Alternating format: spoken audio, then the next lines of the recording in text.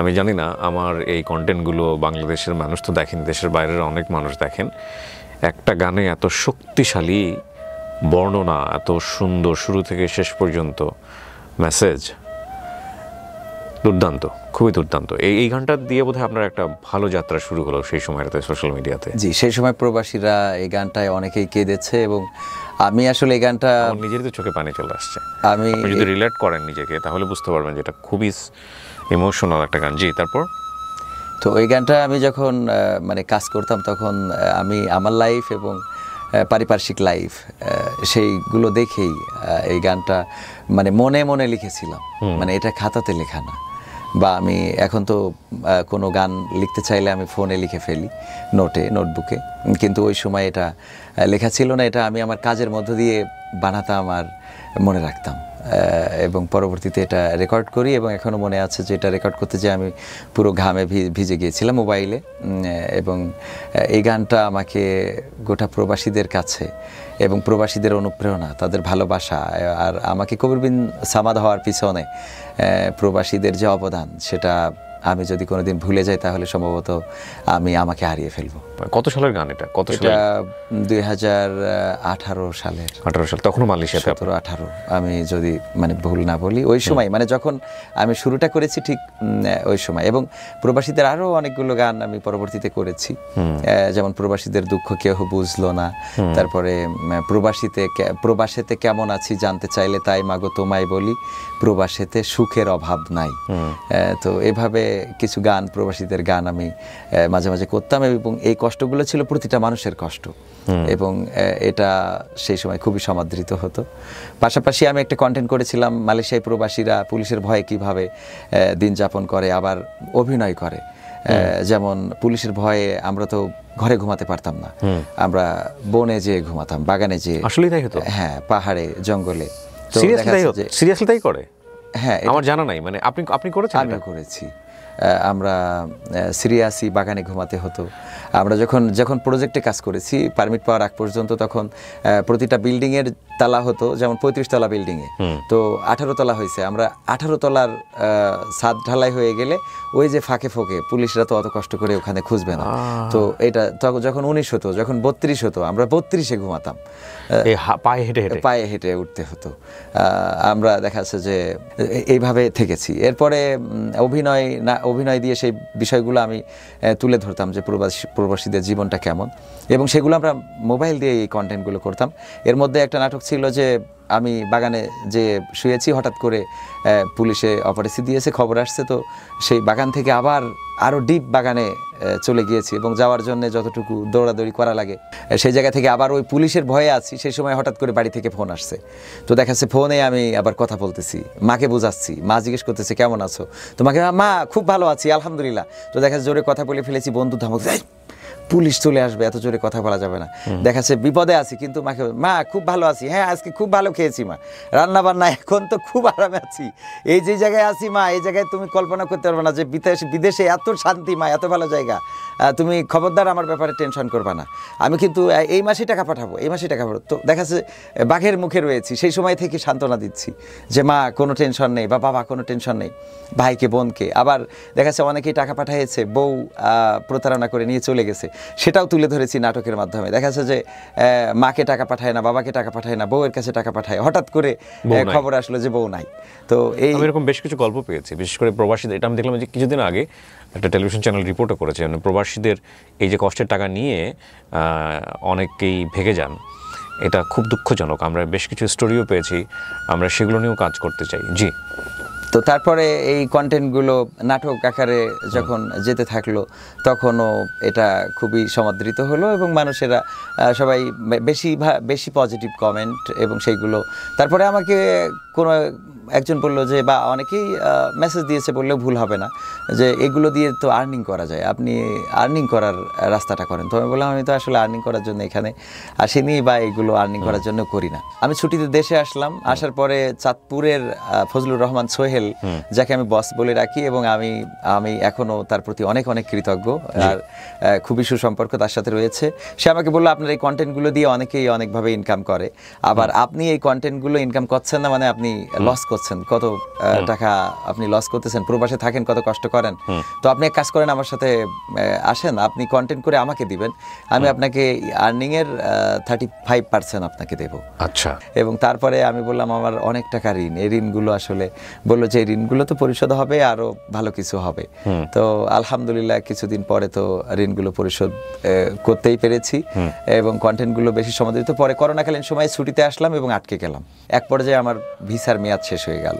আচ্ছা। তো ওই লকডাউনের মধ্যে আমরা প্রচুর পরিমাণে কন্টেন্ট করার সুযোগ পেয়েছিলাম, কারণ তো কাজ ছিল না, আর ওই সময় মানুষও প্রচুর পরিমাণে কন্টেন্টগুলো দেখতো। তারপরে আস্তে করে আমি কিছুটা হলেও সেই জায়গায় আসতে পেরেছি, যে জায়গাটা আমার আব্বার অনেক বড় চাওয়ার ছিল, অনেক বড় স্বপ্নের ছিল, যে একসময় কবির স্টেজে উঠবে, কোরআনের আলো ছড়াবে, কোরআন প্রচুর ভিউ এগুলোতে, ঠিকানা tv.press প্রচুর ভিউজ। কিন্তু আপনি এই যে জনরাটা বেছে নিলেন, একটু ফানি জনরা, হ্যাঁ, আমি তো যে ফোন দিয়ে এটা দেখেছি, হ্যাঁ, লাস্ট যেটা 4 দিন আগে এসছে, আবেগের জায়গা খুঁজে পাও না, এই যে এটা তো আপনার খুবই পপুলার, বিশেষ করে আপনি নানা সেজে ফোন দিচ্ছেন, হ্যাঁ, কখনো দেখেছি যে একটা পানির মধ্যে কাদার মধ্যে, হ্যাঁ, এগুলো কি আপনার বাই ন্যাচারালি ছোটবেলা থেকে এগুলো ছিল আপনার মধ্যে, নাকি প্রয়োজনে? ছোটবেলা থেকে আসলে আমি অভিনয়টা আমার খুব বেশি ভালো লাগতো। আমি নাটক দেখার খুবই পাগল ছিলাম। আমি নিজেই নাটক নিয়ে দেখার কারণে মা তো শাসন করতেন। একবার আমাকে আলিফ লায়লা দেখার কারণে আমার মা মাটির মধ্যে 10 হাত আমার নাক এবং কপাল লাগাইয়ে ঠেলতে হয়েছিল। এই জীবনে আর কোনোদিন না। ওরে বাবা, ভয়ঙ্কর রক্ষণ। আলিফ লায়লা দেখার জন্য আমার দাদির সাথে পরিকল্পনা করলাম যে আমি কি করে আলিফ লায়লা দেখতে পারি, কারণ সবাই এসে গল্প দিত যে সিন্দাবাদ আসে, সেই তরবারি দিয়ে। আলিফ লায়লা আমাদের জেনারেশনের, বাই দ্য ওয়ে। এবং নাটক দিয়ে অনেক মেসেজ মানুষকে দেয়া যায়।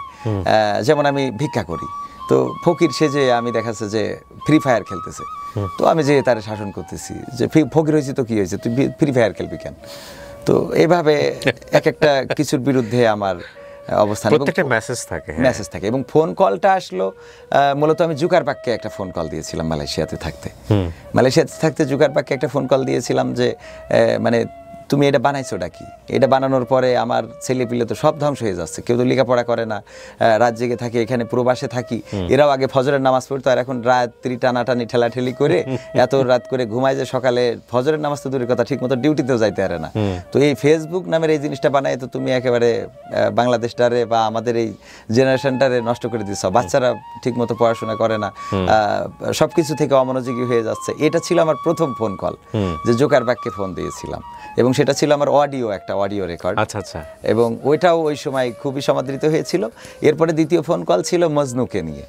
মজনু একজন কলেজের শিক্ষার্থীকে ধর্ষণ করেছে, এরকম একটা আপনার মনে হয় মনে থাকার কথা। ওই সময়টাতে ওই মজনু কলেজ মানে ঢাকা ইউনিভার্সিটি, রাইট, একটু মানসিকভাবে ভারসাম্যহীন বা টাইপের মানসিক ভারসাম্য এরকম ভাবে বলা হচ্ছিল ওই সময়টাতে। তো মজনুকে আমার যারা টিমের রকি আছে, আলামিন আছে, মারুফ হোসেন যে আমার সাথে সবসময় থাকে, ওরা আমাদের একটা অফিস ছিল ঠিকানা tv.press এর। তো ওরা বললো যে ভাই মজনু নিয়ে কিছু করা যায় না, তারে যে ধরলো এ তো পাগল ছাগল, এ মানে একটা কলেজ ছাত্রীর সাথে আসলে কিভাবে সম্ভব, একজন একা মানুষ, এটা কি। তো বললাম তাহলে এক কাজ করি, ওরে আমারে বন্ধু বানাই, তো আমার বন্ধুরে খোঁজ নেবো, তো তাকে ঢাকাই। তো আমি বন্ধু সেজে, আমি তো গ্রামের মানুষ, যশোরের আঞ্চলিক ভাষা আপনার জানা থাকার কথা, যে একেবারে লোকাল ভাষায় আমি ওরে যদি আমার মতো করে বলি, ওরে আমি এরকম বলছিলাম, এ দোস্ত এই তুই এই কাজ কি করে করলি, হ্যাঁ তুই তো ঢাকায় যাওয়ার পর তোর খোঁজ খবর পাই না, তোর টিভিতে আমি দেখি তো অবাক হয়ে গেলাম, হ্যাঁ তোর নিউজই দেখাইলো, তুই তো ভাগ্যবান রে। তো এইভাবে ওরে যে তুই একা এভাবে কিভাবে সম্ভব হলো, এই ফোন কল যে করলাম, ওইটা ওই সময় খুবই সমাদৃত হলো। আপনার এই চিন্তাগুলো কি হুট করে মাথায় চলে আসে? হুট করেই, কোনো স্ক্রিপ্ট নাই, কিচ্ছু নাই না। যেমন আমাদের যখন একজন মন্ত্রী বলেছিলেন যে কচুরি পানা এটা করা যায়, মানে এটা খাওয়া যায় বা এরকম কিছু একটা হয়েছিল, তো আমি ওই কচুরি পানা নিয়ে আমার ফ্রেন্ডদের বললাম চলো তাহলে কপোতাক্ষে যাই। আমাদের পাশে কপোতাক্ষ নদ আছে মাইকেল মধুসূদনের, তো ওখানে এসে কন্টেন্টটা করলাম এইভাবে যে আমি কচুরি পানাগুলো সব এক জায়গায় করতেছি, আমার ছেলে থাকে বিদেশে, তো তারে ফোন দিলাম যে তুই দেশে আয়, এখন কচুরি পানা আমি সব দখল করে ফেলেছি, তোর আর বিদেশ থাকা লাগবে না, এখানে মোটামুটি আমি মানে নিজের কালেকশনে রাখছি, তুইও আয়, এসে আমরা কচুরি পানা দিয়ে এখন বড় লোক হয়ে যাবো, আর বিদেশের কোনো টাকার দরকার নেই। তো এইভাবে কন্টেন্টগুলো ক্রিয়েট করে অন্যায়ের প্রতিবাদ, জি। মানে হুট করে যেটা বলে দেয়া। আমাদের মন্ত্রীরা তো স্যাটায়ার কিন্তু মেসেজপূর্ণ, প্রত্যেকটা ভিডিও যেটা থাকে স্যাটায়ার থাকে কিন্তু ভেতরে মেসেজ আছে। আপনারা যদি ভিডিওগুলো দেখেন খুব ভালো করে, অশ্লীল বলতে আমরা যেটা বোঝাই সেরকম কোনো কিছুই নেই ওনার কন্টেন্টে, এবং সবাই দেখতে পারবেন এরকম একটা প্ল্যাটফর্ম উনি তৈরি করেছেন, ঠিকানা TV.press। এবং যেটা আমি দেখলাম যে 1 মিলিয়ন ক্রস করেছে সাবস্ক্রাইবার, এবং ইউটিউবে 1 মিলিয়ন কিন্তু অনেক বড় কিছু, অনেক বড় কিছু। ওই করোনার সময়টাতে চলে আসা হলে পর আর যাওয়া হয় নাই। এরপরে আর যাওয়া হয় নাই, বারবার অ্যাপ্লাই করলেও ওইটা যেহেতু ভিসা শেষ হয়ে গেছে, তারপরে করোনা লকডাউন যখন চলে গেল, আমাকে আবার ওই বিভিন্ন জায়গায় মালয়েশিয়ায় থাকতেও বিভিন্ন মাহফিলে ইসলামী সঙ্গীত করার জন্য একটু দাওয়াত হতো। তো আমি ইসলামী সঙ্গীত করার জন্য যেতাম বিভিন্ন মাহফিলে। এটাও ওখানেও যে আলহামদুলিল্লাহ ওই একটা মাহফিলে গেলে আরো 3-4টা মাহফিলে ডাকে দাওয়াত চলে আসতো। এবং এখন যদি বলি যে আমার রমজানের আগ পর্যন্ত কোনো ডেট ফাঁকা নাই। ওরে বাবা, মানে সব একটার পরে একটা শিডিউল করা, যেমন আপনারাও যখন শিডিউলটা আমিও মিলাচ্ছিলাম যে আমার মিলাতে হবে, তো এইভাবেই প্রতিনিয়ত প্রোগ্রাম, বিভিন্ন মাহফিলে গিয়ে ইসলামী সঙ্গীত করেন। ইসলামী সঙ্গীত করি, এবং আলোচনাটা আমি করতে চাই না, কিন্তু এখন বাধ্য হই, কারণ সময়টা আমাকে এত বেশি দেয়া হয় যে শুধু গান গেয়েও এটা পার করা কষ্ট হয়ে যায়। সমস্যাটা হলো যে আমাদের দেশে কিছুটা একটা, এটা রোগ বলবো আমি, যদি এটা থেকে সবাই বের হতে পারে, আমিও বের হতে পারি, সেটা ভালো হবে। যদিও ভাইরাল হওয়ার চিন্তা কখনোই ছিল না, এখনো নেই। সেটা হলো যে এখন ভাইরাল পারসনকে মানুষ খুব বেশি লাইক করে। তো আমি যখন স্টেজে উঠি, গান করি, চলে আসলে দেখা যায় যে প্রধান বক্তা যিনি সম্মানিত একজন আলেম বা মুফাসসির, উনি আলোচনা কোরআন হাদিস থেকে ভালো আলোচনা করলেও অনেক সময় এগুলো শুনছে না, অনেকে উঠে যাচ্ছে, তখন পরিবেশটা নষ্ট হচ্ছে, এবং ওই মানুষটার একটা মানে আমার মনে হয় সম্মানে আঘাত পড়ছে। এটা মনে করেই মূলত আমি আগে কখনো প্রধান বক্তার দাওয়াত নিতাম না। আমি বরাবরই আমি কমিটিকে বলতাম প্রধান বক্তার দাওয়াত নেব না। তো এখন কমিটি বলে, দেখেন আপনি যখন নেমে চলে যান তখন মাহফিলটা হয়ে যায়, একটা অগোছালো হয়ে যায়, লোক উঠে চলে যায়, কিছু মানে সব যে চলে যায় এমন না, কিন্তু একটা মানে পরিবেশটা খুবই খারাপ হয়ে যায়। এই জন্যে এখন বাধ্য হয়ে, হ্যাঁ, তবে আমার থেকে যারা আরো বেশি পপুলার তাদেরকে আমার পরে রাখলে সমস্যা হয় না, কিন্তু আমার দেখা যায় যে আমি আবার যেখানে আমার আগের পপুলার ব্যক্তি আমার আগে যদি করে যায়, তাহলে আমি আবার পরে করতে গেলে সমস্যা হয়। এই যে মানে পপুলারিটির বিষয়, এখানে আসলে কে কত ভালো বলতে পারছে, বা কে কত ভালো শিক্ষিত, বা কে কত বড় আলেম, এটা এখন বর্তমান খুব একটা দেখা হয় না। জি, এটা তো একটা বড় সমস্যা, খুবই বড় সমস্যা। জি, হ্যাঁ, দিনের কথা বলতে গেলে আসলে সবচেয়ে জানাশোনা জ্ঞানী মানুষেরই সমাদর হওয়াটা সবসময় বেশি জরুরি। তো এর মধ্যে আরেকটা কথা কিন্তু এড়িয়ে গেছে, সেটা হলো করোনাকালীন সময়ে যখন আমি ওই যে কচুরি পানা টানা সহ কন্টেন্ট করলাম, তখন মরহুম আকিজউদ্দিন স্যার, যে আকিজ কোম্পানি তো জানেন আপনারা, তো আকিজউদ্দিন স্যারের বড় ছেলে শেখ মহিউদ্দিন স্যার, উনি কোনো না কোনোভাবে আমার সাথে যোগাযোগ করার চেষ্টা করলেন, এবং আমাদের মুকুল স্যারের মাধ্যমে কথা হলো। স্যার প্রায় আধা ঘন্টারও বেশি আমার সাথে কথা বললেন, এবং এমনভাবে কথা বললেন যে যেন আমি ওনার অনেক পরিচিত। উনি অনেক বিষয়ে আমাকে কারেকশন দিলেন, কবির এটা এইভাবে এইভাবে এইভাবে। তারপর বললো আমি তোমার সাথে দেখা করতে চাই। তখন করোনাকালীন সময়, লকডাউনের সময়, তো উনি হেলিকপ্টার নিয়ে যশোরে যাইতে পারতেন না, তো নিজের গাড়ি নিয়ে উনি যেহেতু ডাক্তার মানুষ, ওনার মতো করে যশোরে গেলেন এবং আমাকে খোঁজ করলেন। তো আমি ওনার সাথে দেখা করলাম আদ্দিন সকিনা মেডিকেল কলেজ হাসপাতালে। ওনার ওখানে অনেক কনফারেন্স হল টল অনেক কিছু আছে, উনি আমাকে খুব ভালো করে সব দেখালেন, এবং পরবর্তীতে আমাকে প্রস্তাব দিলেন যে তুমি যেহেতু মালয়েশিয়ায় থাকো, তো তোমাকে আর যাওয়া দরকার নেই, তুমি আমার আকিজ কলেজিয়েট স্কুল, আমাদের যেখানে 6ষ্ঠ থেকে দ্বাদশ শ্রেণী পর্যন্ত আছে, ওখানে আমাকে উনি বললেন যে তুমি আমার এখানে চাকরি করো, এবং মালয়েশিয়াতে যে বেতনটা পাও সেই বেতনটাই আমি তোমাকে এখানে দেবো, তুমি দেশে থাকো, দেশে জব করো, আর এর পাশাপাশি তুমি কন্টেন্ট ক্রিয়েট করো। উনি আপনার ভিডিও দেখতেন? হ্যাঁ, উনি ভিডিও দেখতেন। ওকে, ভিডিওর মাধ্যমেই। তারপরে আমি বললাম স্যার তাহলে আমাকে সময় দেন, আমি একটু আমার মায়ের সাথে আলোচনা করব যেহেতু। তো মার সাথে বললাম, তো মা বলল যে আমি ছোটবেলায় যখন আমাকে কেউ জিজ্ঞাসা করতো যে বড় হয়ে কি হতে চাও, তো আব্বা যেহেতু মাস্টার ছিলেন, আমি বরাবরই বলেছি যে আমি টিচার হতে চাই। বা আমাদের যখন কোনো বিষয়ে কোনো প্রোগ্রামে লিখতে হতো যে মানে কাঙ্ক্ষিত টার্গেট কি, তো আমি লিখতাম যে টিচার হতে চাই। তো কোনো না কোনোভাবে মা বললো যে তুমি তো ছোটবেলা থেকেই মনে করতে যে তুমি একজন টিচার হবা, টিচার হইতে চাও, তুমি টিচার হওয়ার স্বপ্ন তোমার ছিল, তো তাহলে এটাকে অ্যাকসেপ্ট করো। এবং আমি স্যারকে জানালাম, স্যার ঠিক আছে, আমি আপনার প্রতিষ্ঠানে, এবং এখন পর্যন্ত আমি আমি স্যারের প্রতিষ্ঠানে কালচারাল টিচার হিসাবে কর্মরত আছি। মাশাআল্লাহ, এই ছিল সবকিছু মিলিয়ে কাঙ্ক্ষিত লক্ষ্যেই চলে যাওয়া হলো। জীবনের এত আপস অ্যান্ড ডাউন, হ্যাঁ, সব কিছু মিলিয়ে সেই জায়গাটাই যাওয়া হলো। আমরা খুব স্বল্প সময়ে ওনার গল্পটা তুলে ধরলাম এখানে, কিন্তু আমি জানি এই গল্পের পেছনে আরও অনেক গল্প আছে। ঘণ্টাখানেক সময় ছিলাম, আপনারা হয়তো কেটে কুটে আরও অল্প সময় দেখবেন, হয়তো 30 থেকে 40 মিনিট, কিন্তু আমার খুব ভালো লেগেছে। আর এই গানটা আমার মানে ব্যাক অফ দ্য মাইন্ডে বাজতেছে এই গানটা। আপনি যখন এই গানটা করছিলেন তখন আমি চিন্তা করছিলাম যে আমি হয়তো বিদেশ কোনোদিনও ওইভাবে যাওয়া হবে না, বা আমি যাইও নি, কিন্তু মানে ঢাকা শহরে আমার আসতে হয়েছিল এবং তখন আমার মা থাকতো বগুড়াতে। সো ওই সময়টাকে আমি রিলেট করার চেষ্টা করছিলাম, এবং আমার মনে হয় যে সকল প্রবাসী যারা এই গানটা শুনেছেন, গানের কথাগুলো তাদের অন্তরে গিয়ে বাঁধবে এটা। আপনি খুব ভালো করছেন কবির ভাই, কন্টেন্ট এবং একই সাথে আপনার যে স্বপ্ন ছিল সেই স্বপ্ন সমস্ত কিছু মিলিয়ে আপনি খুব ভালো করছেন। সো আমি এক কথাতেই শেষ করতে চাই, আপনি যা করছেন তা নিয়ে আপনি হ্যাপি কিনা?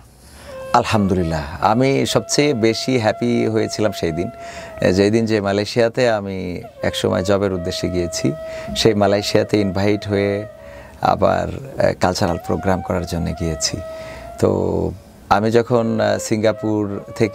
সিঙ্গাপুর 2 দিন থেকে মালয়েশিয়াতে গেলাম, মালয়েশিয়া ইমিগ্রেশনে যখন ফিঙ্গার দিলাম, তখন আমার ডকুমেন্টসগুলো যেগুলো আপনাদের কাছেও দিয়েছি প্রবাসের, আমার পাসপোর্টের, তো ওইগুলো চলে আসলো। তো বললো যে একসময় তো ইমিগ্রেশন বলতেছে একসময় তো তুই মালয়েশিয়াতে এখানে জব করতিস। তো বললাম হ্যাঁ। তো বললো এখন কি করিস, কারণ ট্যুরিস্টে তো অনেকেই যে থেকে যায়, ঢুকতে দেয় না। আমার একটা ভয় ছিল যে আমাকে হয়তো ঢুকতে দিবে না, কারণ আমি যেহেতু জব করতাম। তো বলবে তুই আবারও জবের জন্য আসছিস। তো আমি বললাম আমি তো দেশে এখন একটা স্কুলের টিচার। তো বললো সেটা কিভাবে সম্ভব হয়েছে? তো আমি বললাম যে পড়াশুনো ছিল তো এই জন্যে সম্ভব হয়েছে। তারপরে আমি এবার কন্টেন্ট ক্রিয়েট করি, ও ইমিগ্রেশনকে বললাম, কারণ আমি মালয় ভাষা সম্বন্ধে আমার একটা নাটকই আছে যে ভাষা শিখবো, যেখানে আমি মালয় ভাষা শেখাতাম নাটক দিয়ে মানুষকে। আচ্ছা আচ্ছা। তো ওরা আমাকে প্রশ্ন করলো যে কন্টেন্ট ক্রিয়েট করিস, কি করিস ওখানে? তো আমি ওদেরকে সার্চ করে দেখাতে চাইলাম। তো দেখাতে যে তখন এয়ারপোর্টের নেটটা স্লো হয়ে গেল। তো ইমিগ্রেশন আমাকে বলতেছে আমার সাথে মিথ্যা বলার দরকার নেই, ঠিক আছে তোরে পাস দিচ্ছি, তুই যা মালয়েশিয়াতে, কোনো ঢোক, তোর কোনো অসুবিধা নেই। তো আমি কিছু দূর যাওয়ার পরে আবার দেখলাম নেট চালু হয়েছে। তো আমি আবার ব্যাক আসলাম, এসে সেই ইমিগ্রেশনকে বললাম যে আমি এই যে দেখ আমি কন্টেন্ট ক্রিয়েট করি। তো ওরে দেখাইলাম। মানে বিদেশে একটা বিষয় হলো যে সবাই সবার সাথে তুই করে কথা বলে বা এই শব্দগুলো। তো ও ওটা দেখার পরে আমাকে বলতেছে তুই তো জাকির নায়েকের ছোট ভাই, তো মালয়েশিয়ায় ঢুকতেই হবে।